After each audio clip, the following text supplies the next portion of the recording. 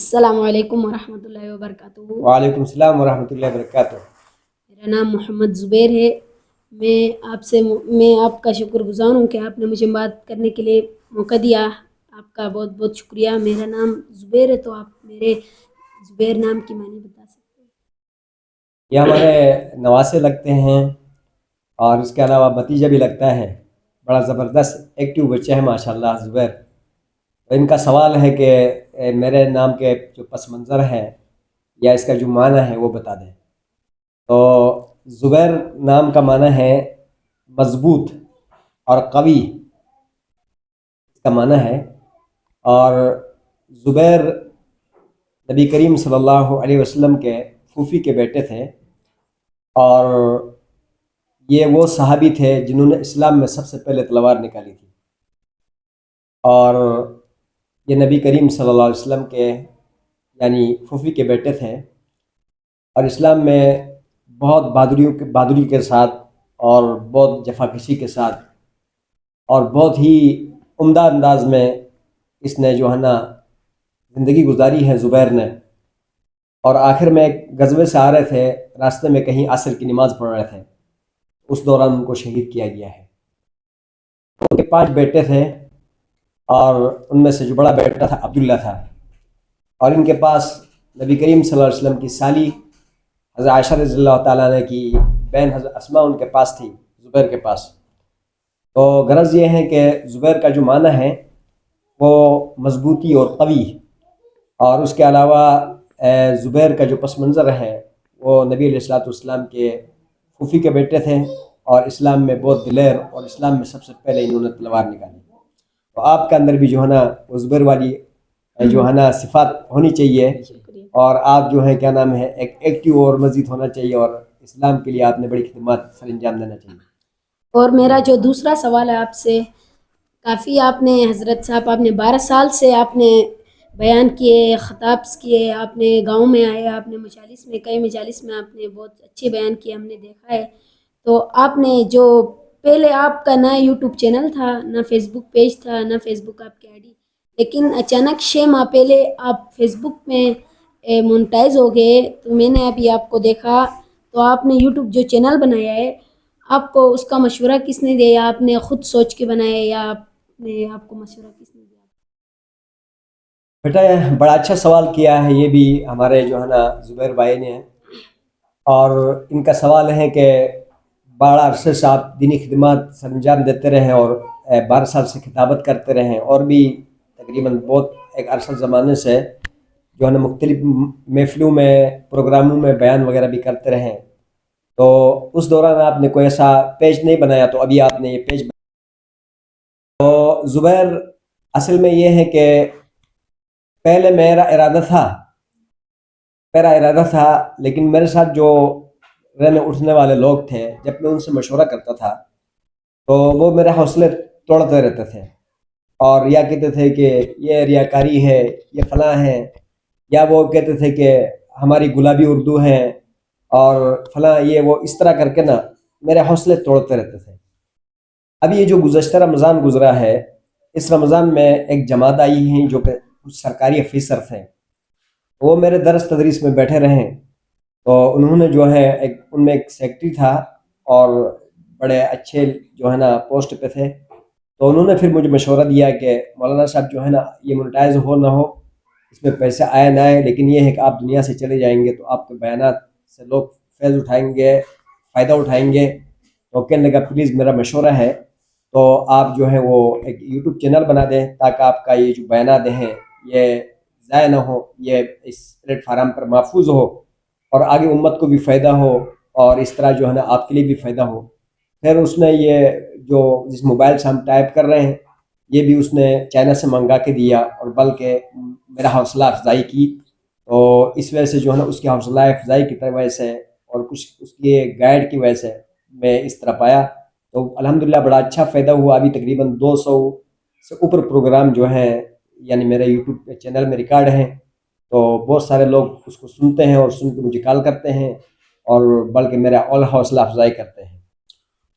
اور جو میرا تیسرا سوال ہے آپ سے، کہ ہم بچے یہاں پڑھ رہے، تو ہماری مستقبل کے بارے میں آپ کچھ کہنا چاہیں گے؟ جی جیسا بھی میں نے آپ کو کہا کہ میرے ساتھ پہلے کچھ بہت سارے ایسے میرے ساتھی تھے یا میرے اسٹوڈنٹ تھے یا یہ ہیں کہ میرے ساتھ اٹھنے بیٹھنے والے تھے جنہوں نے میرے حوصلے خراب کیے ہیں، حوصلوں کو بڑھانے کے بجائے میرے حوصلے خراب کر دیے ہیں اور میں اس لائن کی طرف نہیں آیا۔ بعد میں ایک شخص میرا حوصلے بڑھانے کے لیے کافی ہوا۔ تو پہلا تو بیٹا میں آپ کو قرآن میں بھی یہی ترغیب ہے اور احادیث میں بھی یہی ترغیب ہے اور اسی طرح بزرگوں کی باتوں میں بھی یہی ترغیب ہے کہ ہمیشہ کے لیے آپ اچھا صحبت کو اختیار کریں، تجربہ کار لوگوں کی صحبت کو اختیار کریں، جو باشعور لوگوں کی صحبت اختیار کریں، یعنی ان کی محفل کو اختیار کریں، تجربہ لوگوں کی محفل کو اختیار کریں، یعنی جن سے آپ کو فائدہ ہو، یا تو ان کی تقوی کی وجہ سے فائدہ ہو، یا ان کی علم کی وجہ سے فائدہ ہو، یا ان کی تجربے کی وجہ سے فائدہ ہو۔ ایسے لوگوں کی محفل کو آپ اختیار کریں گے تو وہ آپ کے حوصلے بڑھائیں گے اور آپ کے مستقبل کی طرف آپ کو راستہ دکھائیں گے۔ تو آپ ان کی گائیڈ کی وجہ سے، علمی لوگوں کی علمی سفر کی گائیڈ کی وجہ سے، تجربہ کار لوگوں کی تجربے کی یعنی گائیڈ کی وجہ سے، یا اسی طرح نیک لوگوں کی صحبت کی وجہ سے، اور آپ کو ایک اچھا راستہ ملے گا، آپ کی ترقی کی طرف جو ہے نا ایک بہت رہنمائی ملے گی۔ اور آپ ہمیشہ کے لیے کم ظرف لوگ، بے شعور لوگ، جاہل بے علم لوگ، ایسے لوگوں کی آپ محفل اختیار نہ کریں، ان کی صحبت اختیار نہ کریں اور ان کو ساتھ اٹھنا بیٹھنا نہ کریں، کیونکہ وہ ہمیشہ کے لیے آپ کے حوصلے توڑیں گے اور آپ کی ذہن کو ایسے یعنی غیر نامناسب چیزوں کی طرف پھیر دیں گے، تو وہ پھر آپ ترقی کے راستے میں گامزن نہیں ہوں گے۔ ظاہر بات ہے انسان کے سامنے جو ہے نا ترقی کے 3 راستے ہوتے ہیں، یعنی پہلا یہ ہے کہ تجربہ کار لوگوں کی تجربے سے فائدہ اٹھایا جائے، علمی لوگوں کے علم سے فائدہ اٹھایا جائے، نیک لوگوں کی صحبت اختیار کر کے ان کی نیکی کو دیکھ کر نیک بن کر، سمجھ میں آیا جی؟ ابھی آپ کے پاس علم ہے لیکن نیک نہیں ہے، پھر بھی کوئی فائدہ نہیں۔ آپ کے پاس علم نہیں ہے، تجربہ نہیں ہے، پھر بھی کوئی فائدہ نہیں۔ آپ کے پاس جو ہے نا علم بھی ہے، تجربہ بھی ہے، لیکن دیندار نہیں ہے، پھر بھی کوئی فائدہ نہیں۔ ہمیں بھی اگر آپ دیندار ہیں اور صرف ایک کونے میں دیندار بن کر بیٹھا ہے، آپ کے علم سے، آپ کے تجربے سے لوگ فائدہ نہیں اٹھا رہے ہیں، پھر بھی آپ کو کوئی فائدہ نہیں۔ سمجھ میں آیا جی؟ تو میرا آپ سے یہ مشورہ ہے، آپ کے اساتذہ ہوں گے، آپ کے والدین ہوں گے، آپ کی زندگی میں ایسے بزرگ لوگ ہوں گے جن کو بڑے تجربے ہوں گے، علمی سفر کے حوالے سے، دیگر جو ہے نا معلومات کے حوالے سے، تجربوں کے حوالے سے، دینداری کے حوالے سے، تو بچے ہمیشہ کے لیے ایسی شخصیات سے گائیڈ لیں گے تو ہمیشہ کے لیے کامیاب رہیں گے۔ اپنے ذہن کے مطابق چلنے، اپنے جذبات کے مطابق، اپنے شعور کے مطابق چلنے لگیں گے تو ان کو تجربہ بھی نہیں ہوتا اور جذباتی خون ہوتا ہے، پھر وہ مستقبل کو نہیں پا سکتے ہیں۔ مستقبل کے لیے پانے کے لیے یہ ضروری ہے کہ کسی کی گائیڈ لائن حاصل کیا جائے۔ دیکھو کہ یہ پہلے میں نے ایک یوٹیوب چینل میں ایک ویڈیو ڈالا بھی ہے کہ دیکھو جتنی بھی چیزیں ہیں نا جاندار ہے، پیدا ہوتے ہوئی اپنا راستہ تلاش کر لیتے ہیں کہ دودھ کہاں سے ملے گا، گریں گے تو کہاں سے بچیں گے۔ تو وہ چڑیا کے بچے گھونسلے سے چھلانگ نہیں لگاتے ہیں، ان کو اتنا شعور ہوتا ہے کہ چھلانگ لگائیں گے مر جائیں گے، وہ منہ کھول لیتے ہیں، کسی دودھ کی تلاش میں نہیں نکلتے ہیں، ان کو پتہ ہوتا ہے کہ ماں جا کے منہ میں ڈال دے گا۔ لیکن بکری کا بچہ پیدا ہوتے ہی اٹھ جاتا ہے اور دم کی طرف جاتا ہے، ٹانگوں کی طرف جاتا ہے کہ یہاں سے دودھ ملے گا۔ لیکن انسان شروع دن سے کمزور ہے، انسان شروع دن سے کمزور ہے، پیدا ہوتا ہے دودھ خود نہیں پی سکتا ہے، پیدا ہوتا ہے چل نہیں سکتا ہے، ماں کا محتاج، باپ کا محتاج، پھر کھانے پینے کے حوالے سے محتاج، کما نہیں سکتا ہے ایک حد تک۔ تو یہ ایک سبق ہے اس کے لیے کہ بھائی مزید بھی آگے آپ نہیں جا سکتے ہیں کہ جب تک آپ اپنے لیے کوئی استاد کا انتخاب نہیں کریں گے۔ یہ استاد کے بغیر پیدا ہونے سے لے کر مرنے تک یہ نہیں چل سکتا۔ تو آپ کے لیے سب سے بہترین طریقہ یہ ہے کہ باشعور اور اچھے لوگوں کی آپ صحبت اختیار کریں کہ ان سے آپ کے فیض سے جو ہے نا آپ یعنی فائدہ اٹھائے۔ جیسے سورہ کہف کی آیت ہے وَاصْبِرْ نَفْسَكَ مَعَ الَّذِينَ يَدْعُونَ رَبَّهُمْ بِالْغَدَاةِ وَالْعَشِيِّ، اچھے لوگوں کے ساتھ بیٹھا جائے، نیک لوگوں کے ساتھ بیٹھا جائے، ان لوگوں کے ساتھ بیٹھا جائے جو اللہ کو یاد کرتے ہیں۔ آپ اگر دوسرے فضول لوگوں کے ساتھ بیٹھ جائیں گے تو پھر اس لائن کے ہو جائیں گے، دینداروں کے ساتھ بیٹھ جائیں گے دیندار کے ہو جائیں گے۔ اسی طرح نبی کریم صلی اللہ علیہ وسلم نے فرمایا اچھے لوگوں کی مثال جو ہے نا خوشبو کی دکان کی، خوشبو کی دکان میں آپ جائیں گے تو خوشبو آئے گی، خوشبو نبی خریدیں گے تو خوشبو آئے گی۔ لوہاری کی دکان میں جائیں گے تو وہاں پر جو ہے آپ کو کالک نبی لگے تو دعا ضرور آئے گا، ٹھیک ہے نا۔ تو شیخ سعدی نے کہا صحبت ہے سالے ترا سالے کو نہ، صحبت ہے تالے ترا تالے کو اچھی صحبت اچھا بناتی، تو ہمیشہ کے لیے بچے، آپ نے نسوار سے بچنا، چرس سے بچنا ہے، آپ نے جو ہے نا پاؤڈر سے بچنا ہے، آپ نے اور غلط جو ہے نا چیزوں سے بچنا ہے. تو پھر آپ نے ان کی محفل بھی چھوڑنا پڑے گا ایسے لوگوں کی. لیکن آپ نے علمی بننا ہے تو پھر علمی لوگوں کا محفل کو آپ کو اختیار کرنا پڑے گا. آپ کو وہاں سے علم ملے گا، نسواریوں کے ساتھ آپ کو نسوار ملے گا، پاؤڈروں کے ساتھ پاؤڈر ملے گا. سمجھ میں آیا جی؟ اور ماشاء بتائیں. اللہ ماشاء اللہ، آپ کا بات کرتے ہوئے انداز سے لگ رہا ہے آپ انشاءاللہ مونٹائز ہوں گے یوٹیوب چینل سے، مسلسل وہ محنت کرے. بیٹا مونیٹائز نہ بھی ہو جائے نا تو ہمارا یہ بنانے کا مقصد یہی ہے. آپ نے یہ سوال نہیں کیا کہ اس کا کیا مقصد ہے، چلو میں کر لیتا ہوں. تو ہمارا مقصد یہ ہے کہ آپ کو پتہ ہے کہ ہم ہر فیلڈ میں کام کرتے ہیں. انجینئرنگ کا کام بھی جانتے ہیں، ڈاکٹر کا کام بھی جانتے ہیں، اور کیا جانتے ہیں؟ ڈاکٹر کا کام جانتے ہو، انجینئرنگ کا کام جانتے ہو، اور بھی آپ بہت سارے چیزیں. بہت سارے مجالس میں آپ بات کرتے ہو. آپ کے بات کا بہت بہت مزہ تو آتا اس میں ہے. یہ ہے کہ ہم جس کام کو جانتے ہیں، جس فیلڈ کو جانتے ہیں، تو ہم اس میں اس کو ڈال کے دنیا کو بتا رہے ہیں کہ تم بھی ایسے کرو. کہ کوئی بھی کام ہے وہ اپنے ہاتھ سے خود کرنا جان لو، سیکھ لو. کام کرنے سے کوئی نہیں مرتا، بلکہ خرگوش بن کر بیٹھنے سے بیماریاں وجود میں آتی ہیں. شوگر کے مریض ہوتے ہیں، اسی طرح ہارٹ کے مریض ہوتے ہیں، اور دنیا کے سارے مریض ہوتے ہیں. ابھی میں آپ کو پتہ ہے کہ چنائی بھی کرتا ہوں، پلاسٹر بھی کرتا ہوں، بکریاں بھی چراتا ہوں، لکڑیاں بھی لاتا ہوں.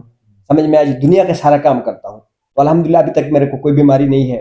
میں بالکل پھاٹ کاٹ، اب میرے 46 سال عمر ہے، لیکن آپ بچوں کی طرح میں جو ہے فٹ فاٹ ہوں. سمجھ میں آج اس کی وجہ یہ ہے کہ میں ہر کام خود کرتا ہوں. اس لیے میں دنیا کو یہ بتانا چاہتا ہوں کہ دیکھو کہ میں پڑھاتا بھی ہوں، کتابت بھی کرتا ہوں، ساری دنیا کے کام کرتا ہوں. تو آپ بھی خود کریں، کسی کا محتاج نہ ہو. سمجھ میں آئی؟ تاکہ آپ صحت کے اعتبار سے کیا رہیں گے، ٹھیک رہیں گے. جی عمران کا کوئی سوال ہے؟ کہ یہ کرنا ہے کہ خوشی مناتے ہیں، خوشی مطلب غم خوشی کا دن ہوتا ہے، خوشی مطلب منانا ہے، کس طرح منانا ہے، مطلب کیسے سنت. دیکھو یہ تو بہت لمبا چوڑا سوال ہے کہ یہ تو پورا ایک جو ہے نا یعنی مضمون ہے کہ خوشی غم کو کیسے منانا چاہیے، غم کیسے منانا چاہیے. تو دیکھو غم تو ظاہر بات ہے کہ اللہ پاک کسی کو نہ دکھا دے. کسی بھی قسم کی پریشانی غم جب آ جائے تو اس کے لیے تو صبر کرنے کا تلقین ہے. اللہ تعالیٰ نے قرآن میں فرمایا وَلَنَبْلُوَنَّكُمْ بِشَيْءٍ مِّنَ الْخَوْفِ وَالْجُوعِ وَنَقْصٍ مِّنَ الْأَمْوَالِ وَالْأَنفُسِ وَالثَّمَرَاتِ وَبَشِّرِ الصَّابِرِينَ، کہ ہم تمہاری جانیں کم کریں گے، مال کم کریں گے، تمہارا پیداوار کم کریں گے، کاروبار کریں گے، تمہارے جو ہے نا لوگوں میں سے مر جائیں گے، تمہارے مالوں میں سے مر جائیں گے، تمہیں خوف آئے گا، بھوک آئے گا، فاقے آئیں گے، ہر قسم کے ٹھوکریں درد دسریاں آئیں گی. لیکن اللہ نے آگے فرمایا وَبَشِّرِ الصَّابِرِينَ، یعنی صبر کرنے والوں کے لیے خوشخبری ہے. سمجھ میں؟ تو جتنا ہو سکے بندوبست اس کو جو ہے نا یعنی ظاہر نہ کریں، صبر کریں، اس پر اللہ کا شکر ادا کریں کہ اللہ کی طرف سے. آخر میں جملہ ایک دوسرا اور ہے، یعنی وبشر الصابرین الذین اذا اصابتهم مصیبہ قالوا انا للہ وانا الیہ راجعون. جن لوگوں کو اوپر مصیبت آیا، والد فوت ہو گیا، والدہ فوت ہو گئی، بہن بھائی فوت ہو گئے، کچھ بھی ہو گیا، تو اس میں انا للہ وانا الیہ راجعون. اب صبر ہے اور صبر کا پھل میٹھا ہے. اور اس کے بعد جب اللہ سبحانہ و تعالیٰ کی طرف وہ ہمارے جو پہلے گئے ہیں، والدین میں سے گئے ہیں، دادا دادی میں سے گئے ہیں، وہ بھی اللہ کی طرف گئے ہیں، وَإِنَّا إِلَيْهِ راجعون، اور ہم بھی اسی کی طرف جائیں گے.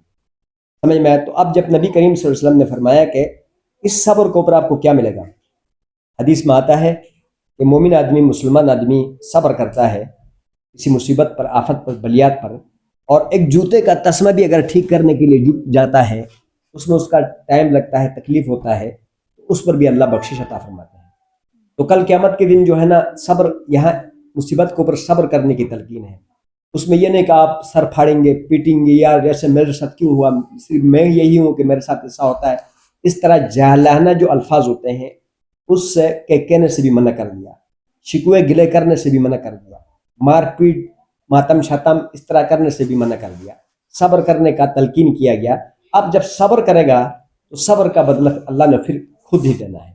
ایک جگہ میں آتا ہے اللہ تعالیٰ ان اللہ مع الصابرین، اللہ تعالیٰ صبر کرنے والوں کے ساتھ ہے. سمجھ میں آج پھر یہ ہے کہ قیامت کے دن اللہ تعالیٰ بلائیں گے مصیبت زدہ لوگوں کو، آفات غم، جن لوگوں کو بہت زیادہ غموں نے گھیرا ہوگا، جنہوں نے صبر کیا ہوگا، اللہ فرمائیں گے آ جاؤ دنیا میں، ہم نے تمہیں غم دیے تھے، پریشانیاں دیے تھے، یہ سارا کچھ دیے تھے، تو اب جو ہے کیا نام ہے کہ آپ نے صبر کیا تو ہم تم سے حساب کتاب نہیں لیتے ہیں، بغیر حساب کی جنت میں داخل کر دیں گے.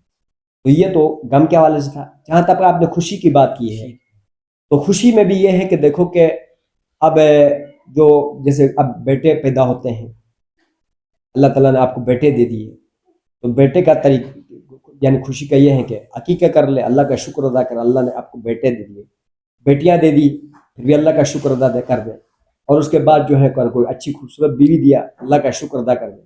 अगर कोई गिराने में किसी में सबसे बड़ी खुशी तो शादी की होती है, शादी हो जाए, ठीक है ना, तो शादी की खुशी ये है कि मुख्तसर अंदाज से ढोल धमाके न करे, आसमान ज़मीन एक न कर दे, पटाखे न फाड़ दे, गोलियां न चलाए, हाँ, एक मुख्तसर सा वलीमा करके अपनी खुशी का इजहार करके रिश्तेदारों को खिला दे।